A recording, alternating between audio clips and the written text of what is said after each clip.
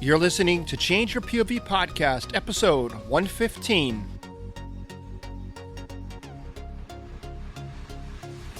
So, I had a couple of different things going on kind of at the same time in my life. One of the things was I had started raising money. I decided to run a Spartan race and needed a kick in the ass. So I decided to raise money for an organization that I cared about. In this case, it was Warrior Hall, which is run by our friend Bennett here and Tim Parkhurst.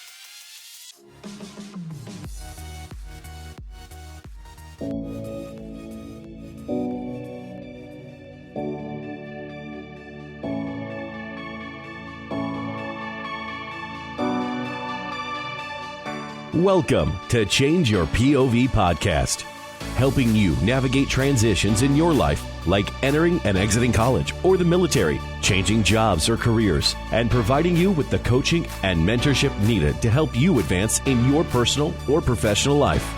Sometimes all you need is to change your point of view. Now, here's your host, Eddie Lazary.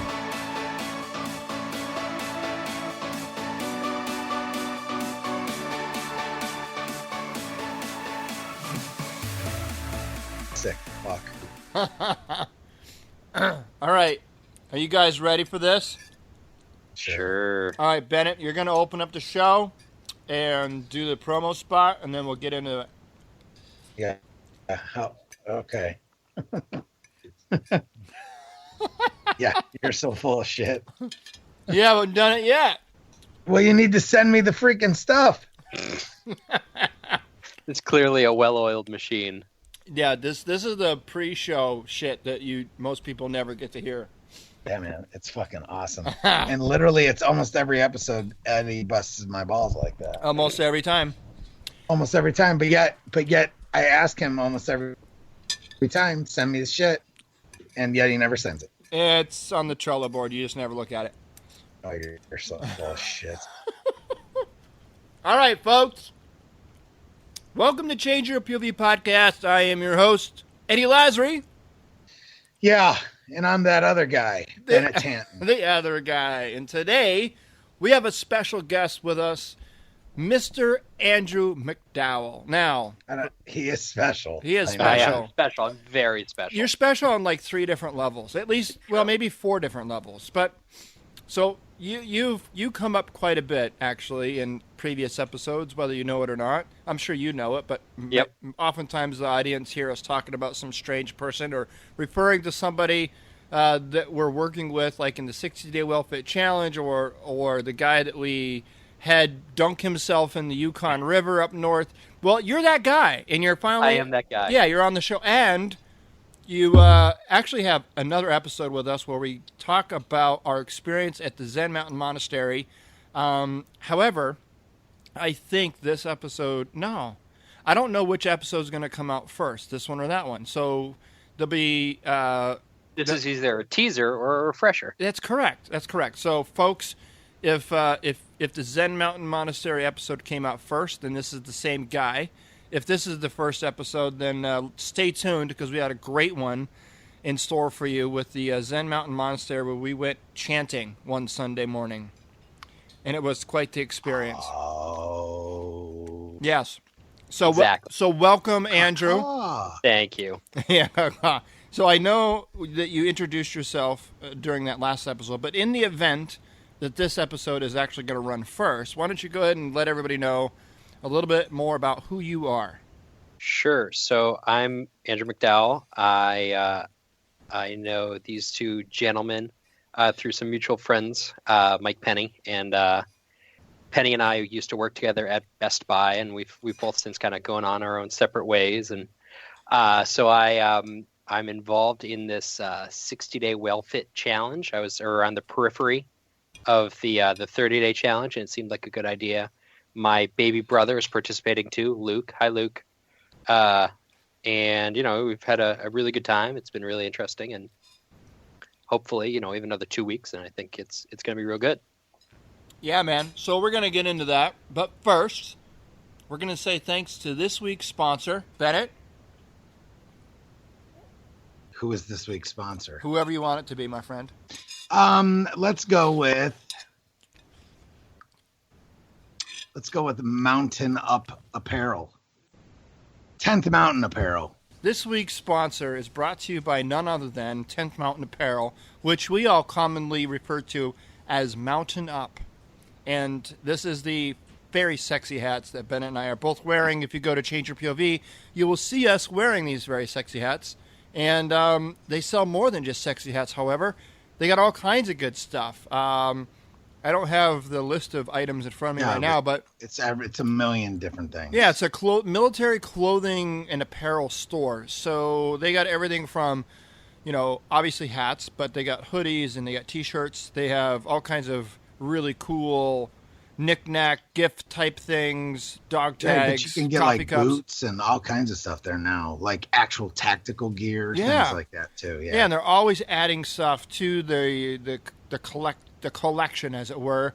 And so just check it out. And if you do, we have a special kind of a promo for the listeners of Change Your POV. If you head on over to changeyourpov.com/mountain up, it will take you straight to their store. You can browse around, check it out, add a bunch of stuff to your cart.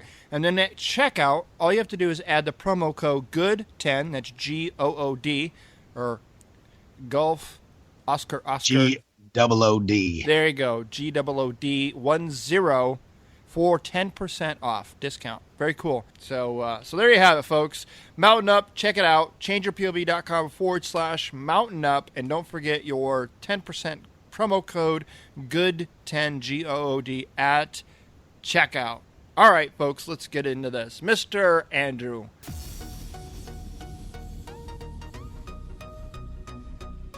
Talk to us about why you wanted to get into the 60-day Will Fit Challenge. Sure. So, I had a couple of different things going on kind of at the same time in my life. One of the things was I had started raising money. I decided to run a Spartan race and needed a kick in the ass. So I decided to raise money for an organization that I cared about. In this case, it was Warrior Hall, which is run by our friend Bennett here and Tim Parkhurst. And training was going okay, but I wasn't really motivated. So I decided to start raising money to give me a boost in the ass because, the fear of failure is normally a pretty good driver in my life. So there was that, that going on, and it was helping. I was going out, I was exercising, but I was doing it kind of in a vacuum, and that just sucked for me. It was hard to get motivated. It was hard to kind of plug through. And Bennett and Eddie were doing this 30-day challenge, and it seemed pretty cool. It seemed like they're having a lot of success. So I was like, hey, maybe I could get in on this action next time they do it, and see if it really helped. And it really has. And what's more, I think my baby brother was kind of in the same spot. So I suggested that he participate too, and we kind of all gone through this together, and we're all seeing some great results, and we got 2 weeks, 12 days until the end, and we got 3 weeks ish to the Spartan race that we're all running. So it really has been a kind of a labor of love for everybody, but also a really good motivational training tool for me personally. Yeah, man, and that's the thing too. There's nothing like putting something on your calendar that you're shooting for, whether it be a Spartan race, a 5K, Tough Mudder, or whatever it is. It definitely does amp up, or at least bring some level of urgency to whatever training regime or diet or whatever you've got going on. Right? Would you agree? Yes, absolutely. And I my wife is sporty and played softball at a high level in college, and did all of that, and I got sick and tired of not being able to keep up. I still can't frankly keep up with her when she's running. She can finish a 5K in half an hour, and I can finish it in 45 minutes. But it's been nice to close that gap a little bit. That's been another kind of positive benefit that we've gotten from this. And it's one thing to train with your wife, but it's another thing to train with some guys, and there's maybe a little bit more, I'm going to say peer pressure, but in a positive way, right? We all drag each other along. Yeah, there's a lot of elbowing in the ribs, as it were, amongst the guys that I think you just I don't know. You can't really get that with. It's not a man-woman thing. I think it's I don't know, a friends versus husband and wife thing. It's a little bit different. Yeah, right? Absolutely. And that's why you guys had the wisdom to originally Luke and I were talking about being accountability partners in part of this, but you guys had the foresight to know that, hey, maybe working with somebody that's not related to you is maybe a better approach. And you guys are absolutely right. Yeah. And so Luke is my partner, and you are partners with Bennett, and it's been a fun kind of I don't know, a playful, because I think we're all at some level competitive, right? And so we like that whole element of competitiveness. So what are some things that you've experienced in the 60-day challenge that you didn't see coming or didn't anticipate when you first started? You mean other than having to jump into a freezing cold river? Yes, other than that. You're welcome. Yeah, assholes. It was delightful, though. It really was delightful. I think the same with a lot of folks, have a kind of a weird relationship with food. I love to eat, I love to cook, I love to do all that, but it's also kind of a refuge for me, if you will. I think like a lot of folks, maybe I was teased or something like that, coming up, or bullied, and I could retreat into eating something that I liked, to kind of to drag me along, or make me feel a bit better. And I don't have the easiest job in the world. It's certainly not a hard job, but there's a lot to manage. And all through college and all through my professional career, food's always been that kind of, well, I'm having a shitty day, let's go get a slice of pizza and a beer and move on with my life. And through this challenge, that's not so much the case anymore, right? So at the end of the day, I've had a shitty day, I'm gonna have a glass of bourbon, but it's not the process, it's not the food source, the beverage that's my solace.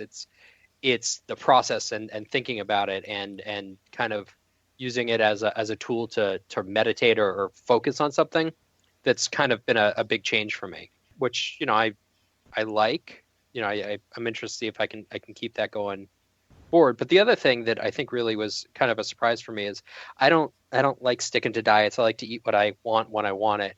And I was really worried, frankly, about going into this thing and having to eat clean and having to keep paleo and not being able to have, I had it in my head, there's no potatoes, there's no starch, there's no anything of any, that I like. I'm half Irish, so potatoes kind of come with the territory. Right. And, it really wasn't that at all. There's a ton of flexibility, and the food's pretty freaking good, if you do it right and you think about it. So I'm gonna say I'm about this life. It's good. It's just good food, and it makes you feel good and makes you think and think clearly, which is which kind of brings me to my next question. That is, other than obviously weight loss for the 60-day Well Fit Challenge has never been the goal. We've never had we're losing weight as a goal. It's always been that's something that we're measuring just because it's a way to measure something.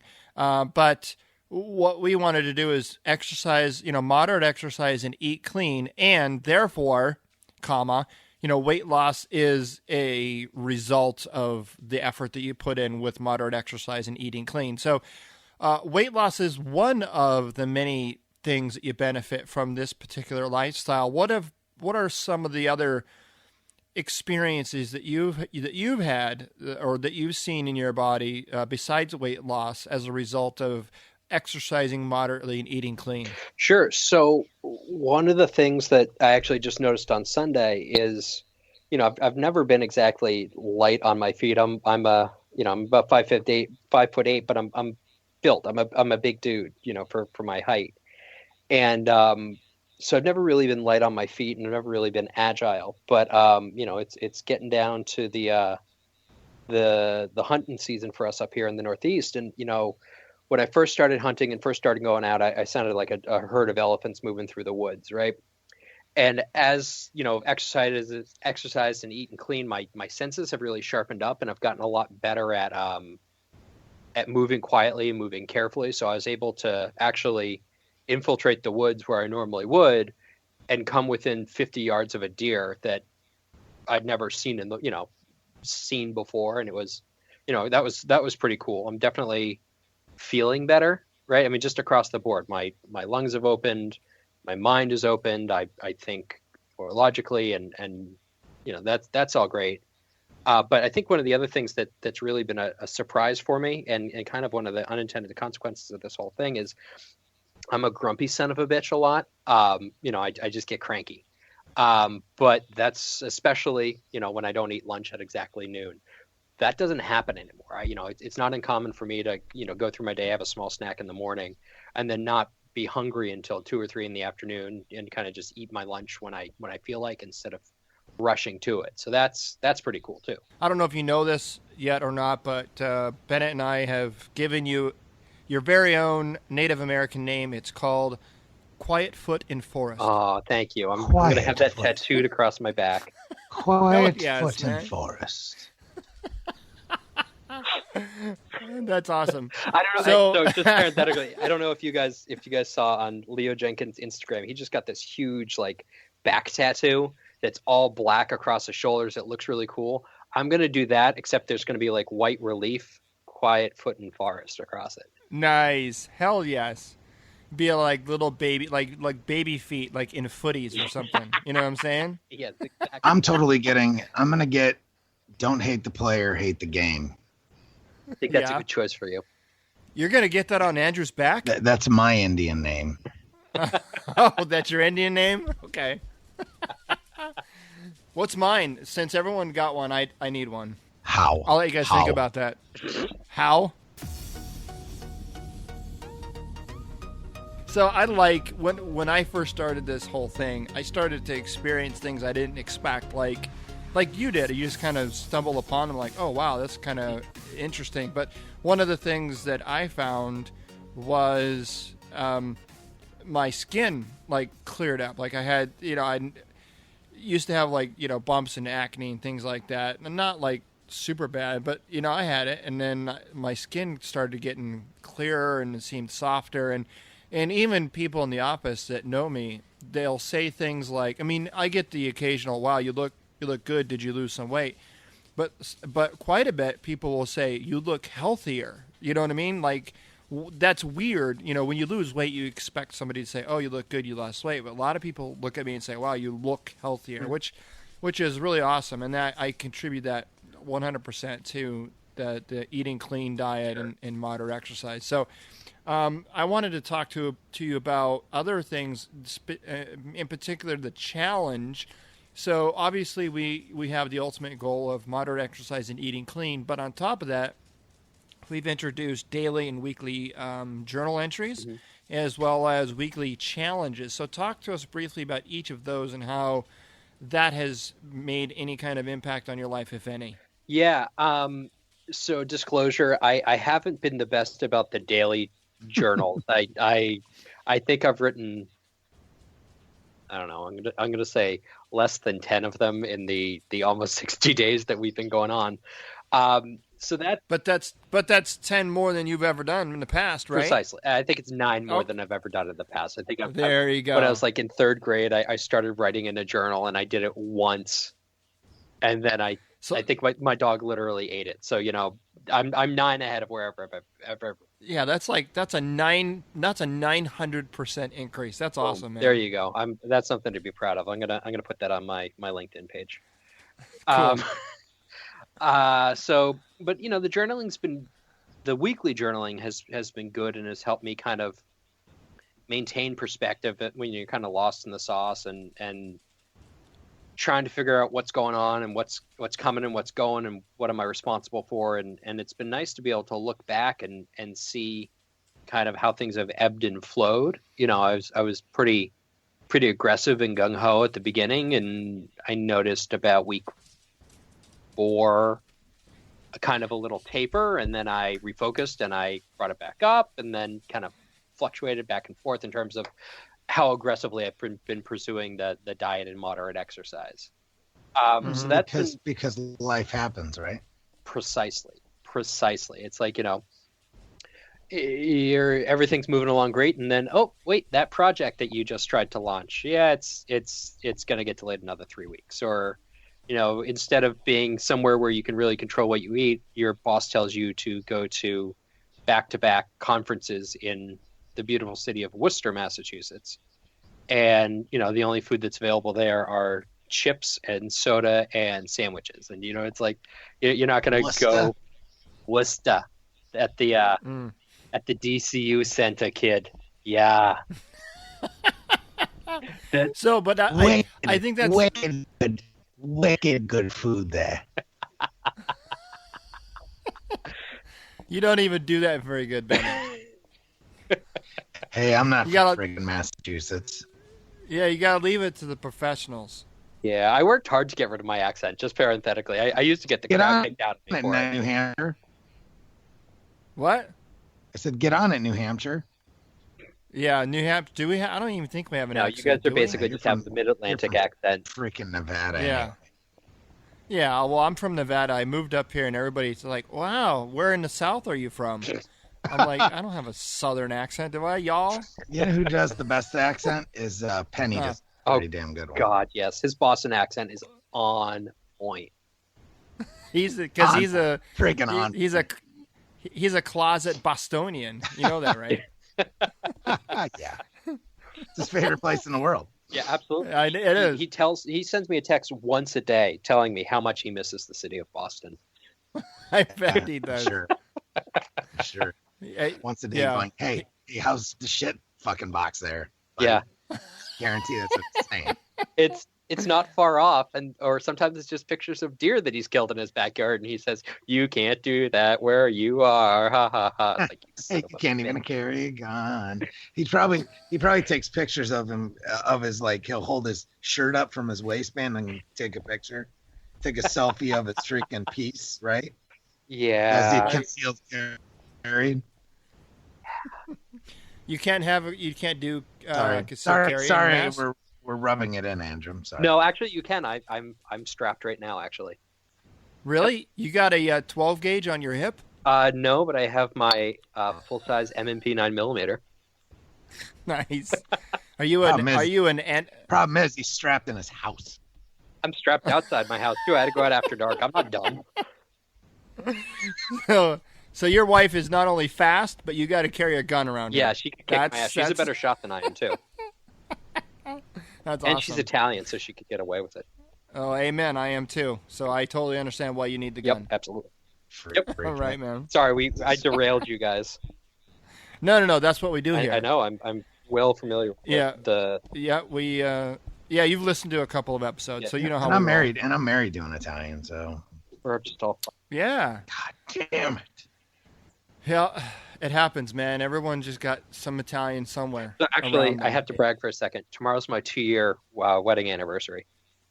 I made it. Wow, 2 years. I know it's all. Hey. Congratulations, Yeah, man. Good job, Boot. Yeah, Dirty thanks. Yeah. bastard. I ain't fucked And- it up yet.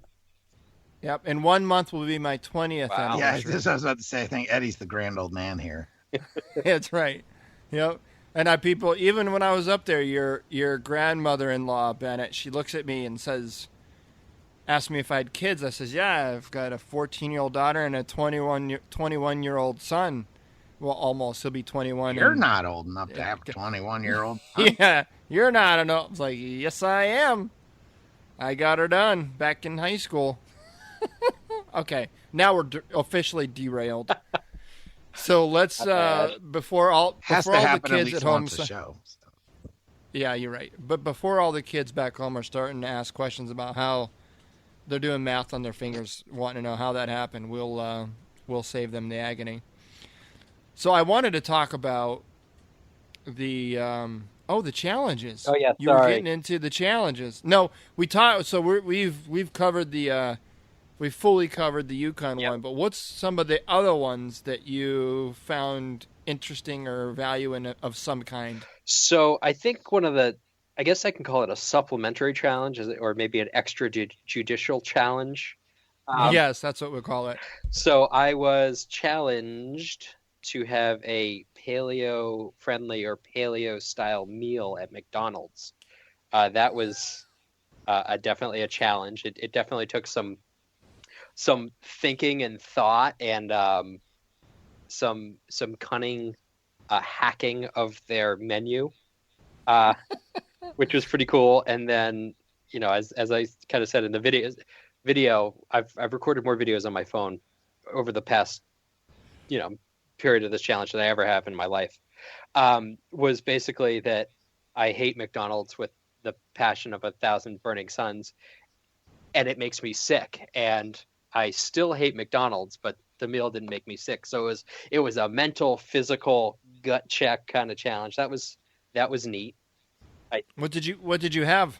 What did I have? I had 2 garden salads. I had one garden salad, 2 grilled chicken sandwiches without the bun, and a water and some apples, I believe is what my meal was, and it cost just under $15, which was the challenge.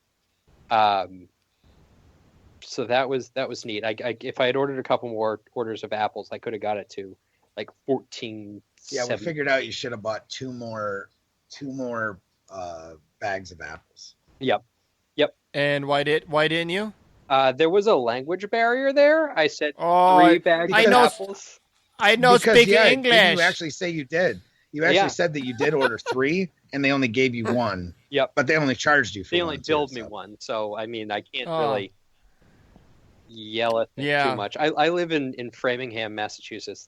I'm not being bigoted when I say this or anything, but there's a very large recent Brazilian population here, and they, obviously a lot of them work in food service.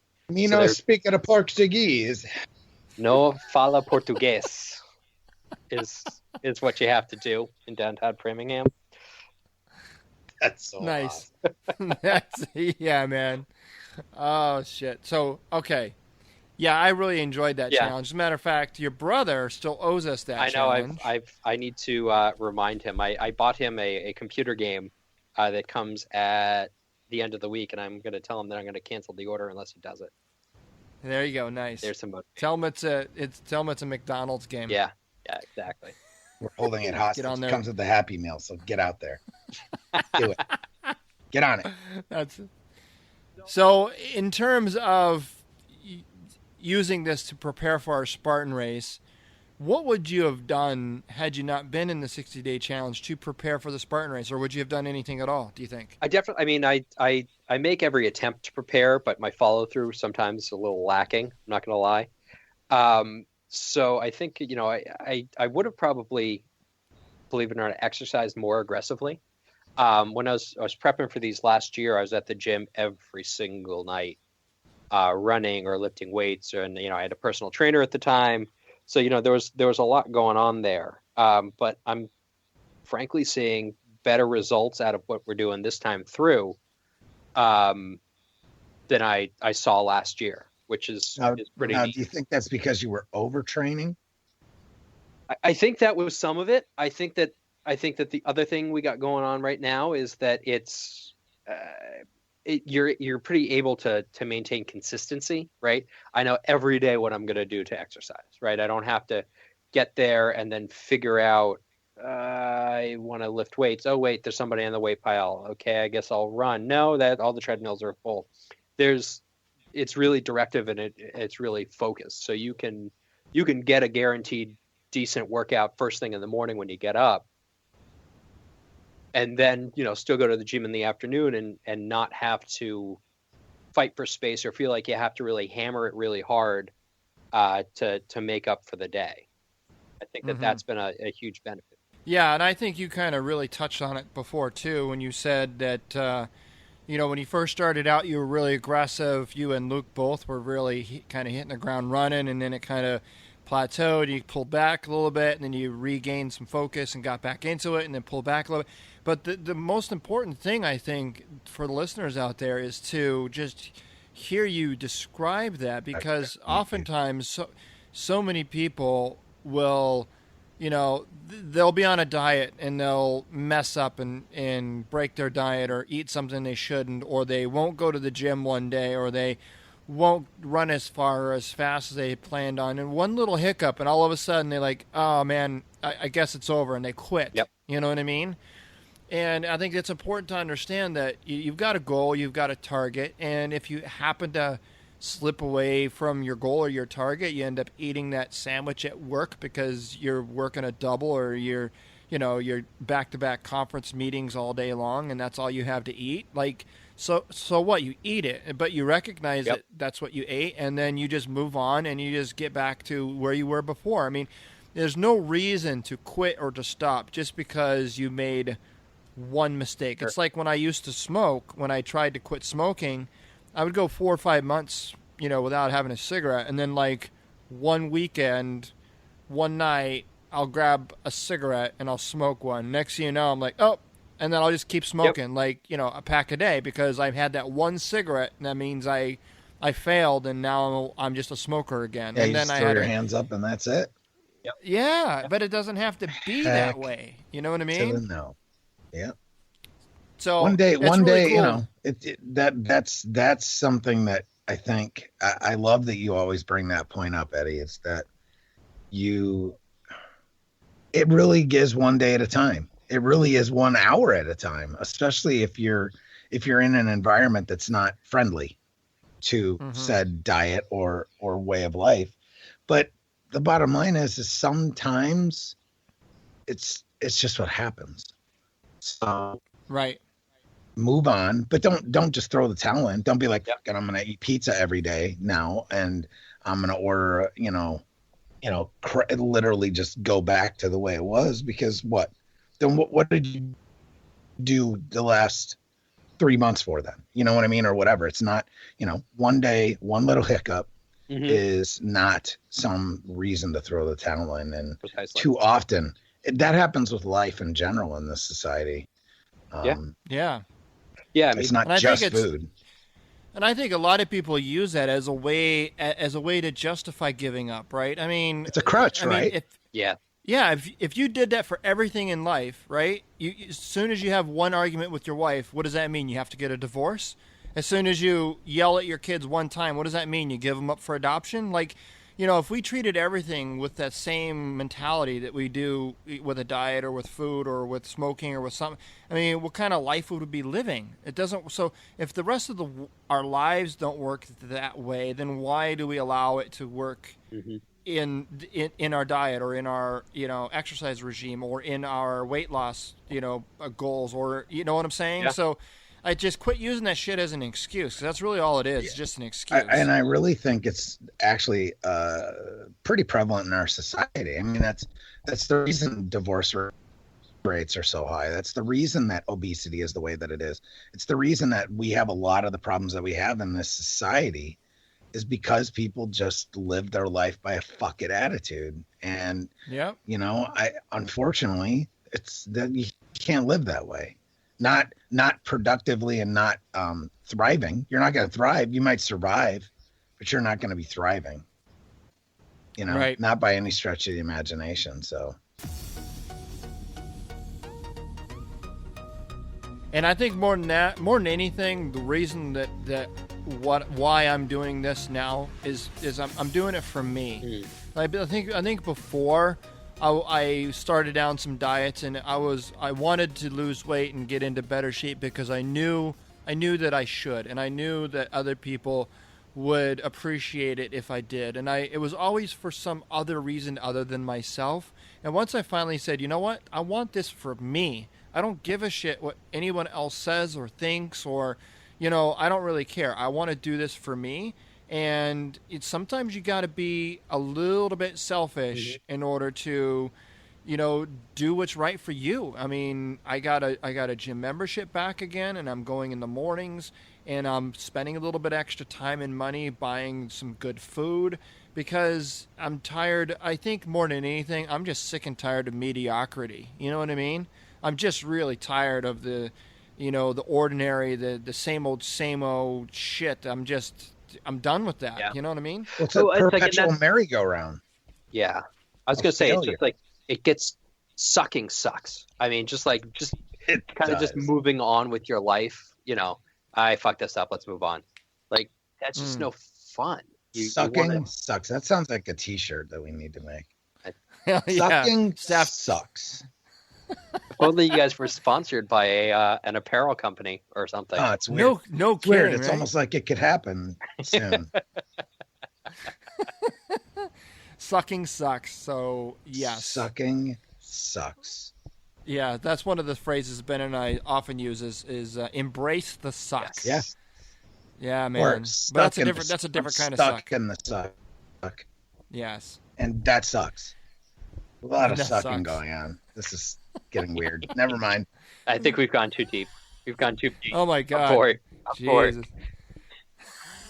That shit sucks.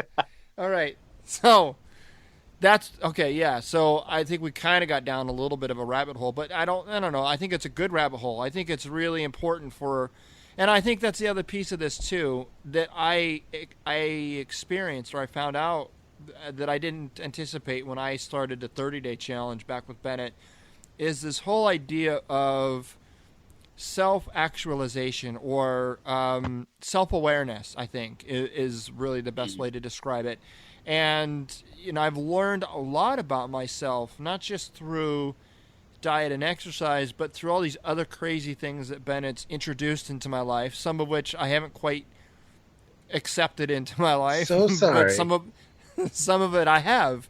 And we've experimented with that a little bit, and we even went to the Zen Mountain Monastery, as we talked about at the top of the show. But one of the things, so meditation is kind of a part of it, and that could be, I think you hit the nail on the head, Andrew, when we were talking on the previous show, was, meditation means a lot of different things to a lot of different people, and it isn't about, sitting cross-legged and chanting. It could really mean just being one with nature while you're sitting in a hide hunting, right? Yeah. No, absolutely. Well, I think that the biggest thing that the Zen Mountain Monastery, all right, so the biggest reason that I really wanted to do that is because I really wanted to show the opposite end of the spectrum. And this is a lifestyle for some people. You know what I mean? Right. I mean, that isn't for everybody. But you have to show that there's extremes to everything, even stuff like that, Right. So it's about literally finding your place in the world and what works for you and what's comfortable for you. And you know what? That evolves. And yes, it was pretty, to the person that isn't in it, that place was crazy. Yeah. That place was something special. But right. But on the other hand, it also helped you get it. Like there's something you got there. Like you understand, like, oh my God, like this is why we do this, regardless of the strip away all the BS from it. There's a lesson that was learned that day, if not more than one. You know what I mean? And that's what it's about. It's about that experience and seeing everything for what it is. So, right. Yeah. What did you take away there, or what have you taken away from your different experiences with regard to introspection? Not necessarily the Zen Mountain Monastery, although you can include that, but just what are your thoughts about kind of getting to know yourself a little bit better? Yeah, I think I said it in the Zen Mountain podcast. Is I don't spend a lot of time self-reflecting. I kind of move from one task to the other, so that even doing that is a pretty big departure for me, right? I mean, it's pretty different for kind of the way I live my life, which is great. The knowledge of that was terrific. But I think one of the things I've taken away from the whole, process is that, I don't normally perceive myself as somebody with a ton of willpower, right? I mean, I kind of, move from one task to the next, and I do what I got to do, and then I move on. But, I think, we were talking about challenges before. I think one of the challenges that was one of the bigger struggles for me was the intermittent fasting one that I had a couple of weeks ago, right? I mean, I mentioned before, I eat breakfast and lunch on a certain schedule, but I was discovering through this challenge that, I don't really need to do that. I'm adapted to myself, and I'm structured enough and strong enough mentally and physically to really just not care. I mean, do it when I got to do it, and don't spend too much time thinking about it, right? I mean, just Mm-hmm. get it done and do what you got to do. So that was pretty cool and something that I appreciated the learning, I guess you could say. Yeah. It's like I got my daughter eating paleo now. I've been working with her. We've been doing exercise and eating paleo. And this weekend we got done eating a really good paleo meal. And it wasn't very big because we drank, a lot of water and we had salad and it was filling, but it wasn't, And I asked her, I was like, are you still hungry? She says, no. She goes, I'm not. She goes, I'm not hungry, but I know that I should eat more because I normally eat more than I just did. And I'm like, no. I said, that's our old way of thinking, right? Like we're used to stuffing our faces full to the brim, and so now that we're eating clean food and we're filling up faster or sooner without as much food, we think that we should eat more because, and I was like, no, you need to learn how to listen to what your body is telling you. And I think that's been a very, when I talk about getting to know myself, I'm not necessarily talking about introspection in terms of my mental state. A lot of it is just learning how to listen to your body and what it's telling you. And, before there's this real strict idea of breakfast, lunch, and dinner, and breakfast is the most important meal, and you got to eat more during breakfast and lunch and then dinner, like all these things that we've all grown up to hear. But in reality, if you start really eating clean food and your body says at 7 a.m. when you normally eat breakfast that you're not hungry, I'm not saying just go ahead and skip your meal, but maybe you have just an apple and you're good. Yeah. You know what I mean? Yep. And or it's take really something about with you, just yeah, exactly. have and it, that's have really it what ready I've done for when your body says, I need something to eat now. Exactly. And that's why now I do a lot of intermittent fasting, but it isn't like it isn't like, all right, I'm planning on not eating from noon to 9 p.m. tomorrow. It's not like I'm planning my fasting. I just, like you said, Bennett, I'll have some things ready to go because I know if I don't, then McDonald's You'll get in trouble. Yeah, when I drive by and I see Wendy's, that Baconator is going to start Pavlov's calling my dog, name, baby. right? Yeah. You just start drooling and you're like, holy shit, it's all over my freaking chest. Because yeah. You just so I end up eating a hell of a lot less food, but I'm not depriving myself of nutrients because the food that I do eat is very nutrient packed. Right, exactly. Yeah, man. And you're really not. That's the big difference too, and this is why it's not a diet, because you're not really depriving yourself of anything. I mean, you're depriving yourself of garbage, because frankly, that's what it is at the end of the day. I mean, even something as simple as like a peanut butter and jelly sandwich, it's garbage, right? Yeah. So. But if you have an apple and a like look at Eddie last weekend, or was that last weekend, or was that already 2 weeks ago? No, what did I came up? Yeah, that was last weekend. Yeah, okay, good. I thought I was going crazy for a second. So, but like you traveled with some good stuff like that, like a juice. Like that's the other thing. Get some of that juice together, man. Get some juice or something. Find a good bar that you enjoy and that satisfies you, or carry some bananas or freaking apples or whatever. It's not that difficult. I'm not gonna lie. When you said find a good bar there, I thought you meant like find an actual bar that sounds good. Sometimes. O'Malley's. Yeah. But you know what I'm saying? Like find a good bar like Lara bars or Kind bars or whatever.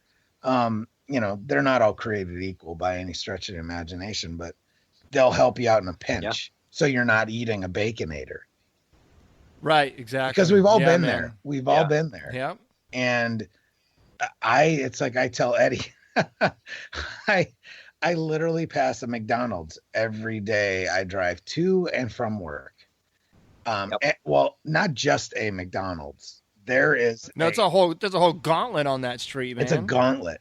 I mean, all right. So when I turn the corner, I've got Moe's, Burger King, Dunkin' Donuts, Starbucks, a frozen yogurt joint, a fish fry place, about 4 different pizza places, and a McDonald's.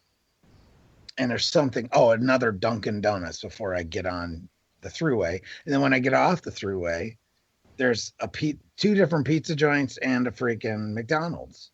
And it's like, dude, that's one of the hardest things, especially if you have a problem, is that willpower part of it. And I like the fact that you brought that up, Andrew, is that give yourself some credit, people. Like, you can say no, you can, but you have to set yourself up for success. It's that it really is, if you're rolling out and you're starving, you're gonna stop and get a McChicken sandwich. And it's not as easy for some of us to just say no, because literally your mind, you're sick or something. I don't know for me if it was literally like a mental illness or disorder or something, but I literally really did have like a food issue, like an addiction. And there's a lot of people out there like that. So be prepared. Just don't leave the house without something. Right. Yep. There's plenty of stuff. Yeah. All over the place. There's a lot of information out there. And you know what?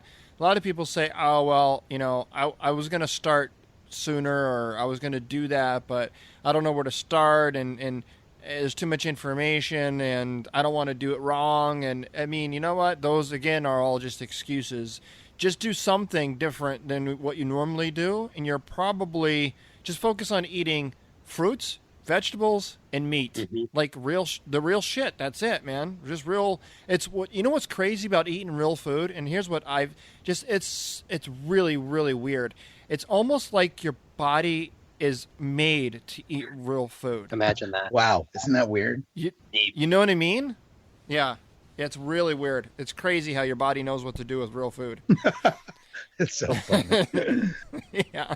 So we're wrapping up here. We're getting close on time. I wanted to kind of turn it back over to you, Andrew, and ask, going forward or doing this again perhaps next year, what would you recommend to those listening right now that are intrigued a little bit about what we've talked about with the 30 and 60-day WellFit challenges? And if we do this again next year, what are some things that you would really like to continue to do or include in next year's session?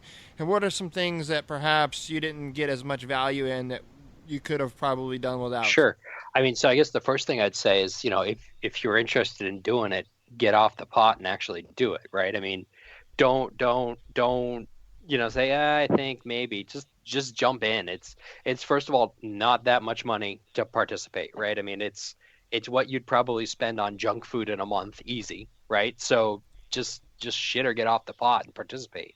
It's hard, but it ain't impossible, I think would probably be the first thing. If I can do it, anybody can do it.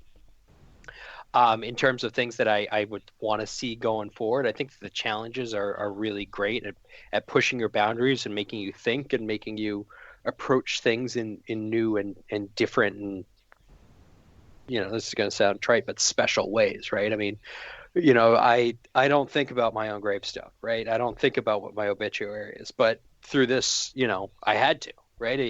It this is going to sound corny, but it changes your point of view, right? I mean, whoa, brought it full circle. Holy shit. It's what we set out to do. Yeah. I think that's really valuable in this world where people kind of get stuck in a rut. I get up at 5:30 every morning. I get up, I exercise, I take a shower, I come back, I go to work. I work all day, I come home, I eat dinner, I fuck around on the computer for half an hour, I go to bed. Right? I mean, it's like, that's boring. That sucks. That's no way to live. So, do something different. Push your comfort zone. I think that the challenges are a great way to do that. Yeah, man. That's like autopilot. Like, stop living your life on autopilot. Yep. Yeah, exactly. Yep. I mean, some people don't even have the benefit of taking an alternate route to work. Like, Yep. literally, I'm driving by the same shit every single day. Yeah, you're You know what stuck I mean? in the suck, baby. Yeah, I've got no cell service. I've got no radio reception, like nothing. So I'm listening to, good old podcasts and audiobooks and shit like that, keeping my mind engaged. You know what I mean? Yeah, I envy you in having the agency to be able to transport yourself. I ride the wonderful Framingham Worcester commuter rail on the MBTA, which has not been on time for me in today is 7. It hasn't been on time for me in 9 months. 7. Wow. Right? I have not been on Really? time to work in almost 9 months. Oh my god! Better get up earlier, Buck. Yeah. Yeah. Is there an earlier train? Yep, there is. Ah, well, there you go. I take that one on Fridays when I drive myself. I carpool Nice. with my wife. That's why I don't take the earlier train. Yeah, That's there you awesome. have it. There you have it, folks. Life. Life. Life gets some Well, hey, man. sometimes. You just sounded like Max Headroom there for a second, Bennett. So sorry. I haven't heard a Max Headroom reference in quite some time. That's how old I am. There you go.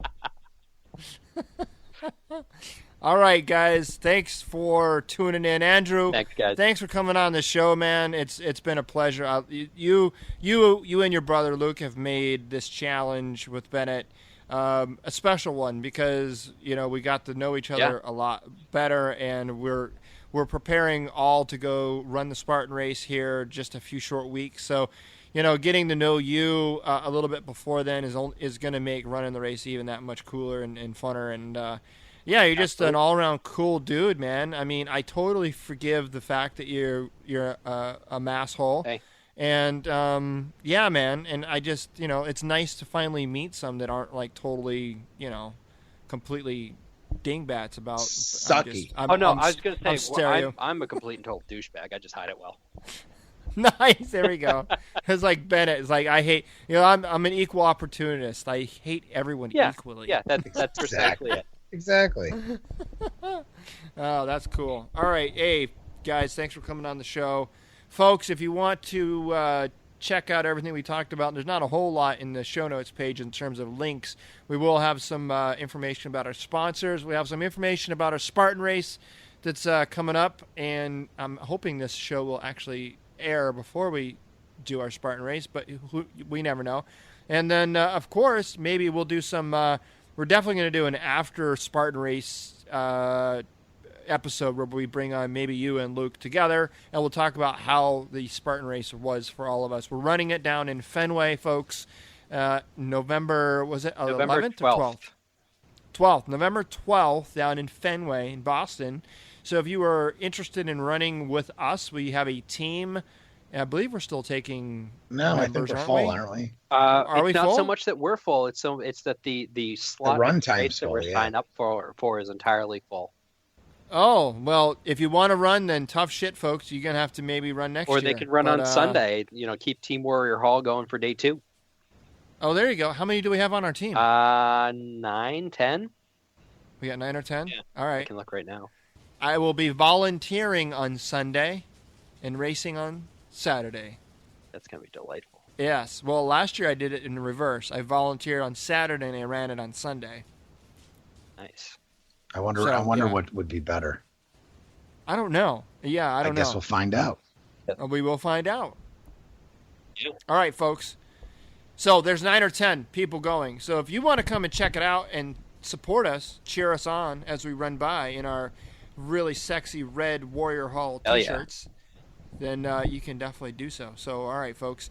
You can check out everything we got going on. Hit subscribe on your podcast player of choice so you never miss an episode. I would love for you to head over to iTunes and leave us an honest rating and review. Because you know what? Your reviews, they matter to us. We read them. We like to know what your thoughts are about the show. And they help other people find the show when they're searching for good podcasts to listen to. The more ratings we have, the higher in the search results that iTunes will put us, which will allow more people to find us. A lot of people find us and they say, man, I would have listened to you a long time ago if I had known you existed. Well, folks, there's people out there that would love to be listening to the show that just don't know about us yet because they need you to give us a rating and review so they can find the show. So that's it. You can come check us out on Facebook by heading over to Change Your POV Squad. That is our Facebook group. Head on over. It's a closed group, but you just request permission to join. Give us the secret password, and we'll let you in. And then you can check out our regular Facebook page over at Change Your POV. That's just where you can go and find out what Bennett and I have going on. They got some events. They got a lot of cool, blog posts that we write will be posted on there, as well as all kinds of other crazy stuff. All right, folks, until next time.